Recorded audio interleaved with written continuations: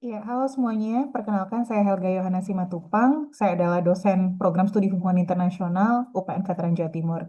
Nah, semester ini saya mengampu mata kuliah diplomasi dan alangkah senangnya saya jika bisa berbagi dengan teman-teman sekalian salah satu topik yang saya bahas di dalam perkuliahan saya. Nah, hari ini saya ingin sharing terkait diplomasi multijalur atau sering kita dengar dengan istilah multi-track diplomasi dan bagaimana kemudian diplomasi multijalur ini mewarnai dinamika hubungan internasional khususnya ketika ada kolaborasi antara aktor negara dan non-negara. Oke, kita lanjut saja. Iya,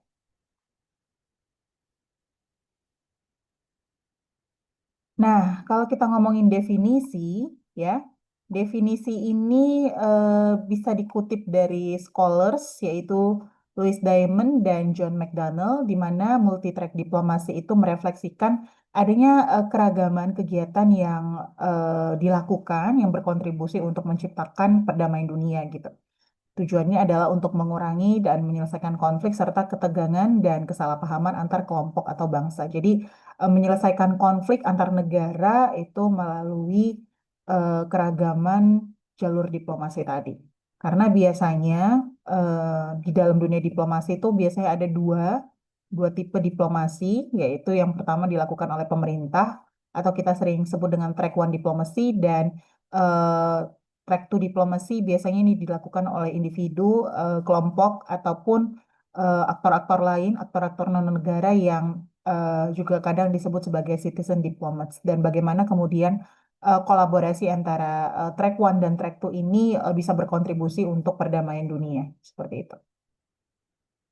Oke, selanjutnya ini adalah 9 track di dalam multi-track diplomasi, teman-teman sekalian. Yang pertama itu ada track one, government, pemerintah. Yang track two ada professional conflict resolution. Biasanya ini ya orang-orang yang menggeluti eh, ya bidang-bidang terkait resolusi konflik profesional dan biasanya ini diisi oleh orang-orang NGO ya atau INGO seperti itu. Dan track 3-nya ada bisnis sektor ya, bagaimana kemudian bisnis ini bisa menjadi agen yang membantu perdamaian dunia. Selanjutnya ada track 4 itu private citizens ya, atau kita sebagai seorang individu, bagaimana kemudian kita bisa berkontribusi terhadap upaya-upaya diplomasi untuk mewujudkan perdamaian. Lalu track yang kelima ada research, training, and education. Jadi ini bagaimana kemudian lembaga-lembaga pendidikan, riset, dan pelatihan itu berkontribusi untuk memberikan solusi gitu ya bagi konflik-konflik yang ada di dunia. Selanjutnya ada peace activism. Ini biasa dilakukan oleh aktivis-aktivis yang ingin memperjuangkan perdamaian. Bidangnya bisa banyak sekali ya, tergantung masalah apa yang sedang dihadapi. Seperti itu. Lalu yang track 7 nih, religion, ini menarik bagaimana kemudian pemuka pemuka agama ini saling berdiskusi gitu ya, membawa pesan-pesan perdamaian agar tidak terjadi perang di kemudian hari. Ya, ini juga menurut saya ya track yang menarik untuk dibahas karena bagaimana kemudian pemuka agama sebagai seorang individu atau kelompok agama tertentu ini bisa membawa pesan-pesan toleransi untuk eh, melakukan ya upaya-upaya perdamaian seperti itu. Lalu track yang kedelapan ada funding ya atau pendanaan. Ini biasa dilakukan oleh lembaga-lembaga pendanaan yang biasanya ini berasal dari perusahaan ataupun ini ya orang-orang kaya dunia yang memang punya concern di bidang social responsibility. Jadi bagaimana kemudian perusahaan itu menggelontorkan dana seperti CSR gitu ya untuk membantu perbaikan kehidupan masyarakat sekitarnya ataupun mungkin dari ya saya bisa bilang konglomerat atau filantropi gitu ya ini mereka bisa membuat semacam crowdfunding gitu ya mengumpulkan dana-dana dari masyarakat untuk misalnya membantu masalah-masalah kemanusiaan yang ada di dunia ini. Dan yang terakhir ini adalah menurut saya cukup menarik untuk diulas bagaimana kemudian kehadiran media dan opini publik ini juga menjadi salah satu track yang penting di dalam multi track diplomasi. Oke, kita lanjut. Nah, ini tadi saya skip aja ya karena tadi sudah saya jelaskan. Jadi ada 9 jalur. Kita masuk yang ke pertama itu government sector ya atau track government. Nah, yang pertama ini ya namanya diplomasi pasti dilakukan oleh aktor negara gitu atau track one diplomasi. Nah, pemerintah dalam hal ini bertanggung jawab untuk melindungi wilayahnya dan mewujudkan perdamaian dunia eh, ya melalui kebijakan-kebijakan yang dikeluarkan seperti itu. Pemerintah dalam hal ini bisa ya, sebut sebagai pengendali power yang dimiliki oleh negara. Jadi biasanya jalur ini menggunakan diplomasi yang dilakukan oleh eh, pejabat tinggi seperti presiden dan juga mungkin ya menteri-menterinya, lalu juga ada diplomat, perwakilan Kementerian Luar Negeri seperti itu. Mereka adalah aktor-aktor dari level pemerintahan yang sering sekali melakukan upaya-upaya diplomasi di level negara. Selanjutnya, kalau kita ngomongin kelebihan dari jalur ini keputusan yang diambil karena dia official ya atau legal gitu. Ini pasti resmi atas nama negara yang direpresentasikan oleh institusi pemerintahan. Nah, kekurangannya adalah biasanya misalnya pemerintahnya dianggap otoriter atau misalnya tidak mendengarkan aspirasi rakyat, ini dapat memicu ketakutan masyarakat untuk potensi penyelewengan. Misalnya dia buat kebijakan luar negeri yang mungkin kontroversial gitu, yang bisa membuat hubungan negara kita misal dengan negara lain itu menjadi panas atau tegang gitu ya. Nah, selanjutnya juga ini biasanya sering menuai kegagalan karena misalnya ketika diplomat di Kementerian Luar Negeri itu melakukan ini ya eh, ya negosiasi dengan negara lain, biasanya itu bukan ya hal yang ingin dia katakan secara pribadi, tapi yang dia katakan itu adalah harus merupakan suara dari pemerintah yang berkuasa di negara asalnya gitu. Jadi ini biasanya menjadi kecurigaan untuk negara penerima.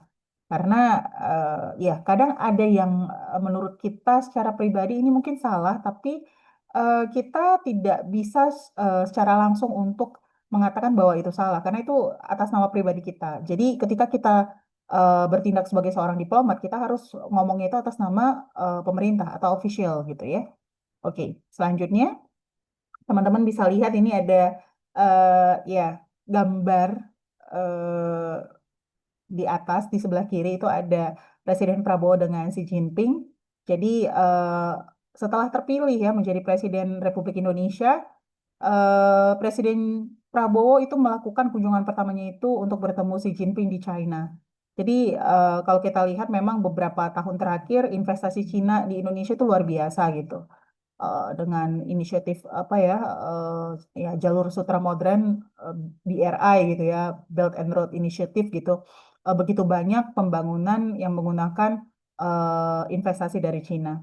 Nah, selanjutnya ini menarik karena baru-baru saja ini terjadi ya. Jadi eh, Pak Prabowo itu mengunjungi Perdana Menteri Australia Anthony Albanese ya.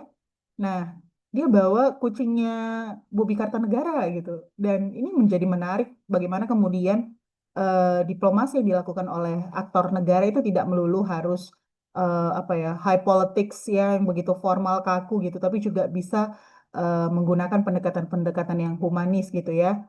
Misalnya ini dengan membawa kucingnya untuk kemudian ya ini membuat suasana menjadi lebih cair gitu ya. Oke, selanjutnya kita masuk ke track yang kedua yaitu non-government atau profesional. Nah, ini jalur kedua ini memberikan ruang gerak atau keleluasaan yang mana ini tidak didapatkan ketika melakukan track one tadi melalui tata cara yang begitu formal. Dan platform politik luar negeri Indonesia ini biasanya dilakukan dengan cara-cara soft diplomacy atau diplomasi yang lebih lunak seperti itu.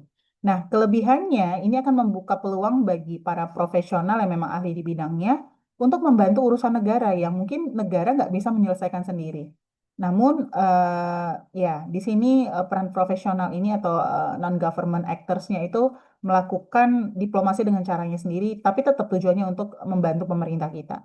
Nah, kekurangannya adalah biasanya hasil yang didapat itu cukup lama karena dia tetap harus berkonsultasi kepada pemerintah dan biasanya solusi yang diberikan tidak selalu sah secara hukum karena kita tahu sendiri yang dianggap sah mengeluarkan satu hasil atau kebijakan adalah tetap official atau pemerintah yang resmi. Nah, selanjutnya jalur ini mungkin efektif dilakukan untuk pencarian solusi terhadap konflik dengan cara-cara non-official sih. Jadi tujuannya memang untuk kepentingan negara, tapi mungkin cara-cara negara yang terlalu kaku itu membuat eh, ya pertemuan itu kurang bisa menghasilkan solusi yang benar-benar dibutuhkan untuk kepentingan negara-negara yang terlibat gitu. Maka maka maka dari itu cara non-official ini perlu dilakukan untuk ya menghidupkan suasana supaya lebih cair ketika berdiskusi. Dan ini biasanya dilakukan oleh para profesional yang ahli di bidangnya. Oke, nah ini menurut saya cukup menarik ya. Salah satu yang ya mungkin kita belakangan ini dikaitkan sering sekali dikaitkan dengan berita-berita soal Gaza, Palestina, Israel seperti itu. Nah, saya mau menunjukkan ke teman-teman ini adalah eh, satu satu contoh bagaimana kemudian profesional dari MSF ya itu Médecins Sans Frontières atau Doctors Without Borders ya bagaimana kemudian mereka diminta untuk berbicara langsung ke UN Security Council atau Dewan Keamanan PBB, di mana mereka menjadi profesional yang bisa menunjukkan bukti-bukti di lapangan bahwa orang-orang di Gaza itu butuh gitu lah gencatan senjata yang sesegera mungkin dan eh, harus berkelanjutan gitu. Jadi bukti-bukti yang ditampilkan oleh ini Christopher Lockyer ini adalah sekretarisnya MSF ya. Jadi dia diundang oleh DKPBB untuk menghadiri pertemuan membicarakan kemungkinan solusi apa yang bisa dihasilkan dan juga bagaimana kemudian dia menunjukkan bukti-bukti yang memang valid di lapangan itu didapatkan dari teman-teman MSF yang bergerak untuk membantu eh, pengungsi Palestina ataupun orang-orang yang membutuhkan di wilayah yang menjadi target mereka gitu.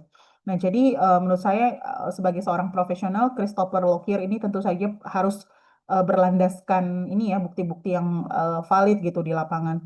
Tapi kemudian bagaimana MSF ini juga bisa mendukung perdamaian dengan eh, ya mengupayakan adanya gencatan senjata dan itu dilontarkan langsung gitu ke UN Security Council. Jadi menurut saya ini adalah salah satu contoh yang membuktikan bahwa profesional itu bisa membantu ya menemukan solusi atau mekanisme untuk penyelesaian konflik di negara-negara di dunia.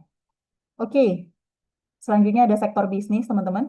Nah, biasanya jalur ini melibatkan para pelaku bisnis melalui peluang kerjasama internasional di bidang ekonomi untuk membangun relasi dengan negara lain ataupun komunikasi jaringan bisnis untuk memperkokoh perekonomian negara. Jadi, mereka mungkin bisa mengambil tempat di mana negara itu kurang dirasa kehadirannya. Mungkin kan kalau kita ngomongin negara kan ini banyak sekali sektor yang harus diurusi gitu. Nah, dan kalau kita ngomongin bisnis, eh, kita pasti ngomongin soal ekonomi dan ekonomi tentu saja dibutuhkan oleh negara kita untuk bisa tetap survive. Dan disinilah peran mereka untuk membuka peluang-peluang kerjasama antara Indonesia dengan negara lain. Dan kelebihannya apa? Ini biasanya akan memberikan profit kepada negara atas keberhasilan hubungan kerjasama perdagangan yang sudah dibangun. Kekurangannya adalah ya pasti ada kelompok bisnis yang mungkin lebih dominan daripada yang lain yang sangat profit oriented ya ingin mencari keuntungan yang ini kemudian memicu kelompok tersebut untuk menghalalkan segala cara untuk meraih keuntungannya pribadi gitu. Nah, ini juga akan menjadi tantangan tersendiri. Nah, jalur diplomasi ini mungkin akan dipilih bila kepentingan negara menyangkut bidang ekonomi gitu. Misalnya kita ngomongin pasar bebas ya di ASEAN yang dilaksanakan di awal 2015. Nah, ini kemudian pemerintah perlu untuk menggandeng sektor bisnis untuk bisa secara mandiri melakukan ini ya kerjasama atau inisiatif perdagangan eh, ya untuk kemudian menambah sebanyak mungkin networking yang mungkin bisa memasukkan investasinya ke Indonesia seperti itu. Oke, ini adalah contoh salah satu forum bisnis antara pebisnis Indonesia dan Eropa yang diinisiasi di tahun 2023. Ini adalah foto ketika mereka menandatangani perjanjian kerjasama yang kemudian ini difasilitasi oleh Ministry of Foreign Affairs. Jadi ini difasilitasi oleh Kementerian Luar Negeri Indonesia dan Kadin Indonesia. Nah, bagaimana kemudian mereka ini ya bertukar ya pandangan, mungkin peluang kerjasama gitu, untuk kemudian bisa membangun forum bisnis Indonesia Eropa seperti itu. Oke, yang keempat ada private citizen atau citizen diplomacy, bagaimana kemudian seluruh lapisan masyarakat ini bisa menjalin relasi dengan kelompok kepentingan ataupun mungkin individu lain yang tinggal di belahan negara lain.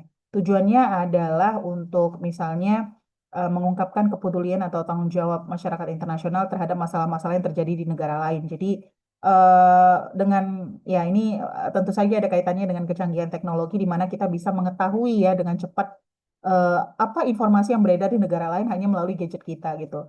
Nah, sayangnya terdapat kekurangan juga bahwa kemudian kepentingan yang eh, lebih diutamakan biasanya kepentingan pribadi, misalnya untuk ketenaran, tapi bukanlah kepentingan dari negara. Ya mungkin mungkin celahnya seperti itu gitu. Nah, contohnya apa? Misalnya, ya, private citizen bisa saling bertukar informasi. Ini yang cukup menarik, misalnya di bidang pendidikan, ketika terjadi pertukaran pelajar Indonesia ke luar negeri melalui AFS ya, Intercultural Programs, yaitu organisasi pertukaran pelajar internasional. AFS ini di Amerika Serikat ya, American Friends Society kalau nggak salah kepanjangannya. Jadi bagaimana kemudian citizen diplomats ini bisa menjadi ya orang-orang yang kemudian bisa membawa pesan-pesan perdamaian. Nah, selebritis-selebritis juga biasanya sering ya dilibatkan di dalam melakukan citizen diplomasi karena ketenaran mereka ini juga bisa membawa apa ya viewer yang banyak gitu ya untuk kemudian bisa lebih menerima pesan-pesan yang disampaikan oleh tokoh yang dikaguminya gitu. Jadi masyarakat itu biasanya cenderung melihat, oh tokohnya mendukung aksi ini gitu, saya ikut gitu. Jadi kehadiran selebritis ya kalau kita sekarang sering dengar selebgram istilahnya, ini juga bisa menunjang proses diplomasi ini bisa lebih cepat dilakukan. Seperti itu.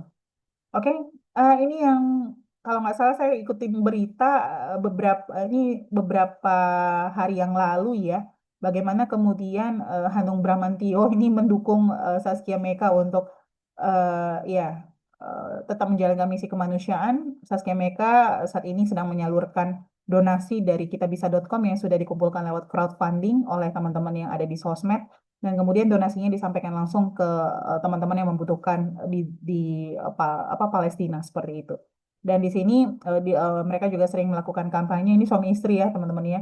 Jadi ya beberapa hari terakhir kalau nggak salah postingannya Hanung Bramantyo, Hanung juga menyusul Saskia ke Palestina untuk memberikan dukungan dan support ya, support untuk istrinya agar tetap kuat gitu ya menjalani apa namanya melakukan aksi kemanusiaan ini gitu. Karena kan kalau kita lihat ya jalur-jalur perbatasan itu kan juga dijaga ketat sekali ya. Jadi ini juga tantangan sebenarnya bagi seorang influencer bagaimana dia tetap bisa menyelamatkan dirinya sembari menyelamatkan orang lain gitu.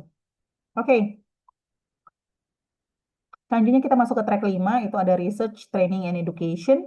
Nah, diplomasi jalur ini ditempuh melalui kegiatan penelitian, pelatihan, dan pendidikan.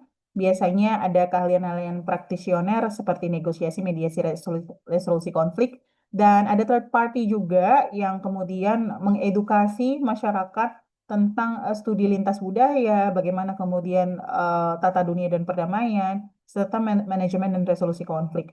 Nah, asumsinya bahwa untuk menyelesaikan konflik, dunia itu harus diubah dengan ya memperkuat inisiatif di jalur pendidikan seperti itu.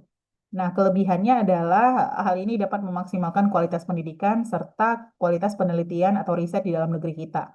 Nah, kelemahannya mungkin ada penyalahgunaan informasi untuk hal-hal yang merugikan atau mungkin ada manipulasi informasi dari pihak-pihak tertentu gitu ya.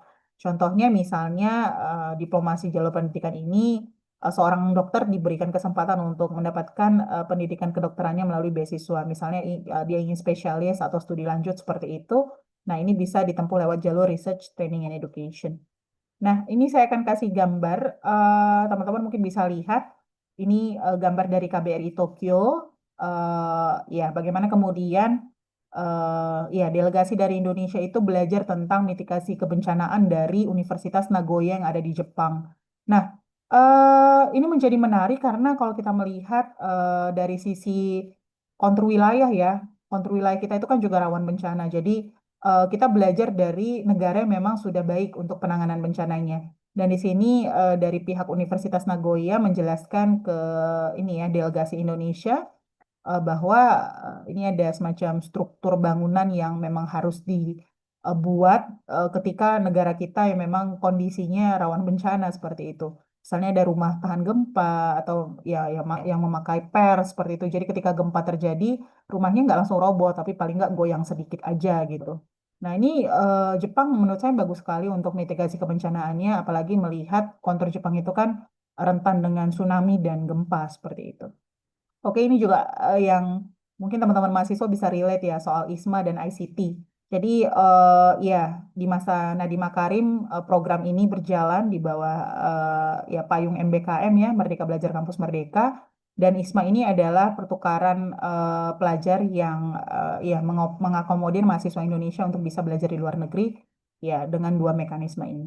Seperti itu. Ini juga merupakan menurut saya salah satu cara yang baik dari kementerian kita, kemudian bisa mewadahi pelajar-pelajar kita yang mungkin ingin mendapatkan pengalaman ataupun wawasan dari negara lain, seperti itu. Ya, selanjutnya ada aktivisme. Ini biasanya dilakukan oleh para aktivis, biasanya bentuknya seperti protes, bisa juga support ya, ataupun pengawasan gitu. Nah, jalur ini biasanya lebih menekankan pada aktivisme perdamaian, lingkungan hidup, dan juga hal-hal seperti penegakan HAM, gencatan senjata, lalu advokasi terhadap kepentingan-kepentingan khusus yang biasanya pemerintah itu nggak aware di isu itu. Nah, para aktivis ini percaya bahwa masyarakat itu, iya, masyarakat bawah itu sebenarnya adalah masyarakat yang kritis dan bisa berkontribusi terhadap ya untuk sorry berkontribusi untuk melawan kebijakan-kebijakan yang immoral dari pemerintah yang menindas gitu ya yang mungkin merugikan bagi perdamaian dan keadilan. Ini bukan hanya pemerintah tapi juga mungkin perusahaan-perusahaan yang ya cenderung lebih banyak mengeruk daripada memberikan manfaat seperti itu. Nah, kelebihannya biasanya aktivis ini akan mendukung, menolak, mendidik, mengadvokasi dengan sungguh-sungguh untuk mencapai perdamaian. Namun kelemahannya adalah kesulitan untuk mencapai kesepakatan bersama karena terlalu subjektif gitu ya. Contohnya misalnya ini ada World Social Forum yang menjadi tempat untuk bertemu para aktivis yang risau terhadap dampak neoliberalisme terhadap orang-orang miskin yang ada di negara dunia ketiga. Dan di sini biasanya berkumpul mereka di dalam pertemuan untuk memperhatikan bagaimana kebijakan IMF, Bank Dunia, dan WTO terhadap negara miskin ini berdampak gitu ya. Dan banyak-banyak contoh lainnya. Ini saya kasih contoh Greenpeace ya. Bagaimana kemudian Greenpeace melakukan aksi yang menurut saya ekstrim ya. Dia mendatangi ini kilang minyaknya Shell, kemudian terjadi ini ya kebocoran pipa minyak Shell di beberapa tempat di dunia. Mungkin yang terbaru itu terjadi di Singapura, teman-teman, dan juga pernah terjadi di Alaska. Nah, ini teman-teman aktivis dari Greenpeace langsung buat spanduk gitu ya di kilang minyaknya Shell. Clean up your mess, your mess Shell gitu kan. Jadi ini menurut saya merupakan langkah yang berani dan heroik gitu ya.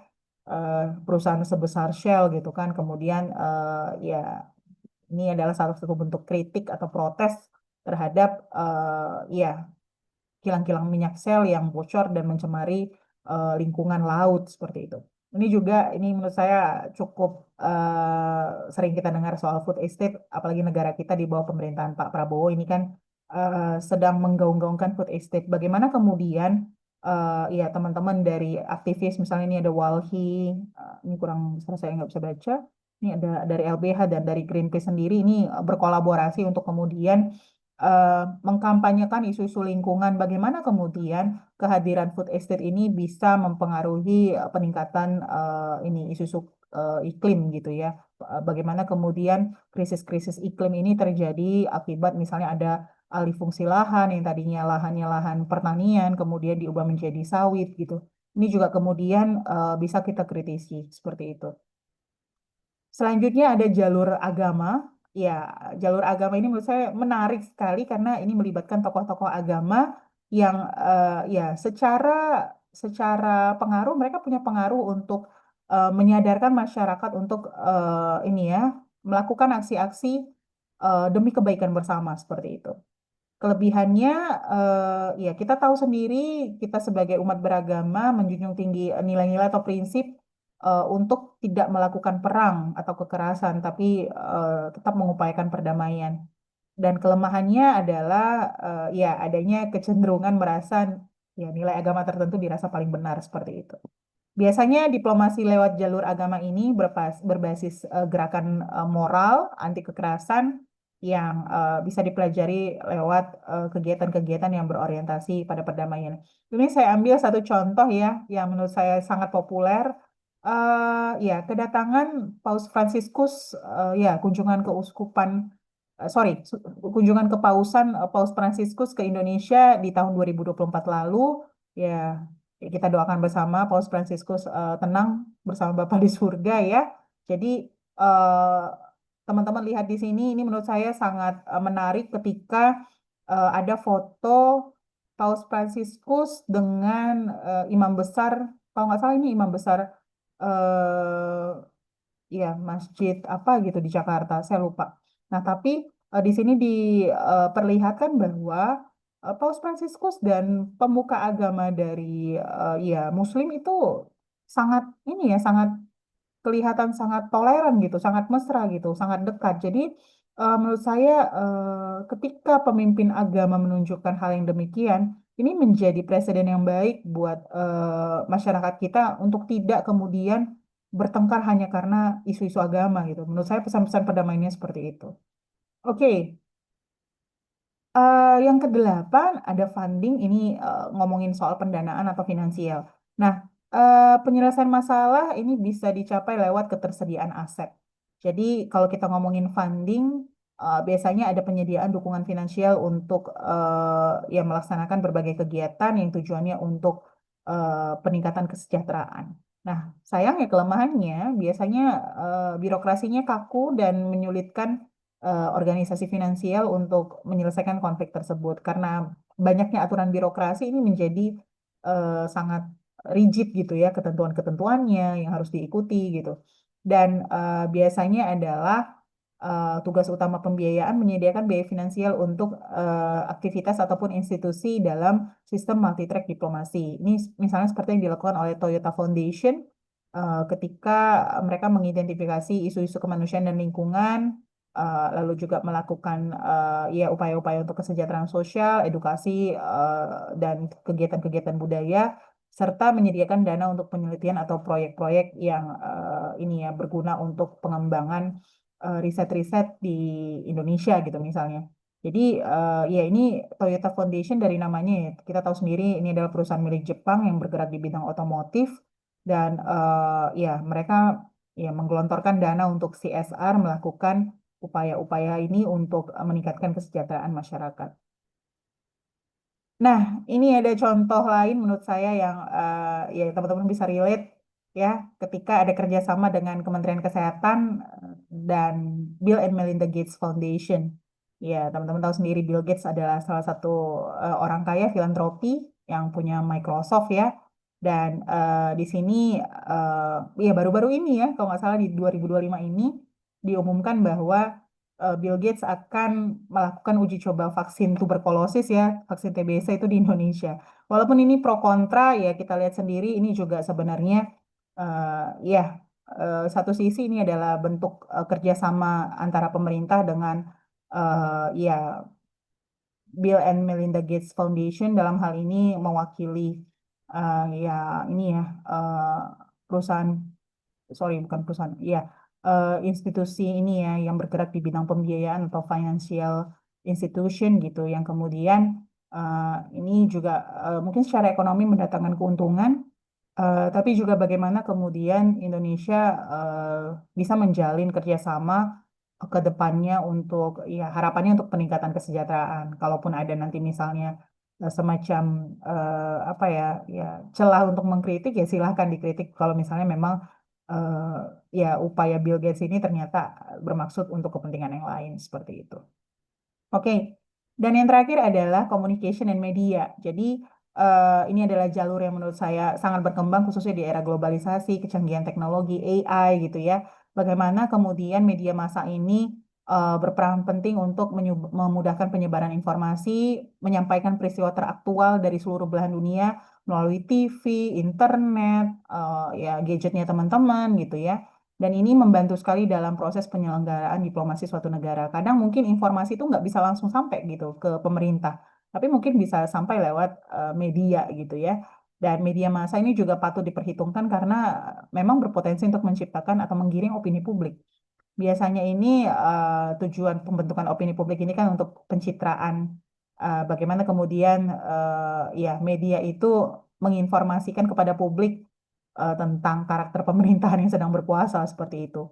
Dan ini nanti juga akan berdampak ke bagaimana implementasi foreign policy dari negara tersebut. Bagaimana kemudian media memberitakannya secara konsisten atau kemudian berubah-ubah gitu ya.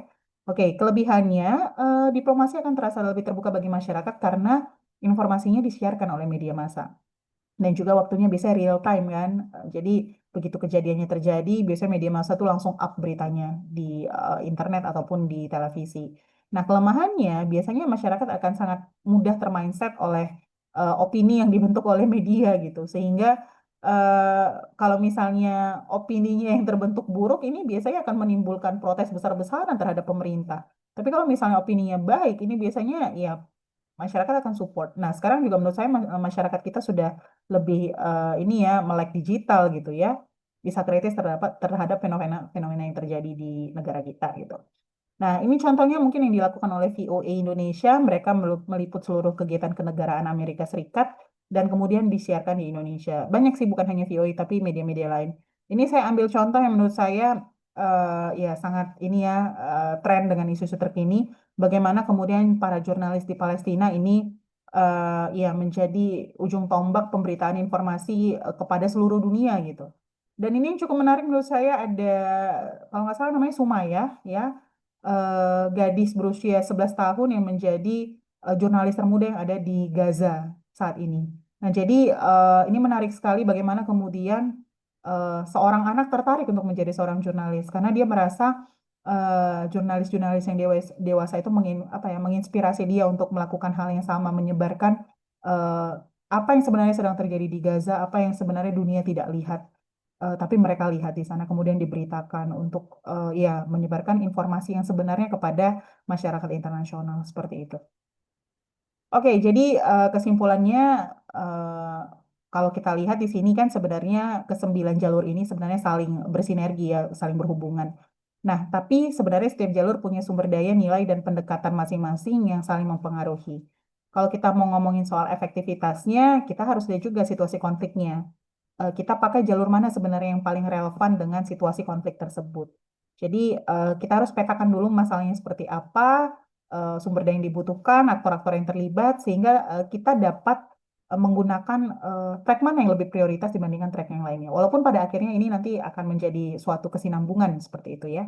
Oke, Oke, itu saja yang bisa saya sampaikan di sesi sharing kali ini. Bila ada komen ataupun pertanyaan dari teman-teman online, mungkin bisa menyampaikannya di kolom komentar. Nanti kita bisa diskusi bersama.